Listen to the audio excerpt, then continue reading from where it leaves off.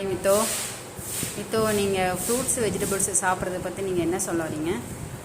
ஃப்ரூட்ஸும் வெஜிடபிள்ஸும் உடம்புக்கு ரொம்ப நல்லது. ஃப்ரூட்ஸ்லேருந்து நம்மளுக்கு ஸ்ட்ரென்த்து நிறையா கிடைக்கும். அதுவும் நம்ம ரொம்ப ரொம்ப பிடிச்ச ஃப்ரூட் எனக்கு ஸ்ட்ராபெரி தான். ஆனால் அது எனக்கு ரொம்ப பிடிக்கும். ஆனால் நான் ரொம்ப சாப்பிட மாட்டேன், கொஞ்சம் தான் சாப்பிடுவேன். ஆனால் வெஜிடபிள்ஸும் உடம்புக்கு நல்லது தான், அதனால அது நான் சாப்பிடுவேன்.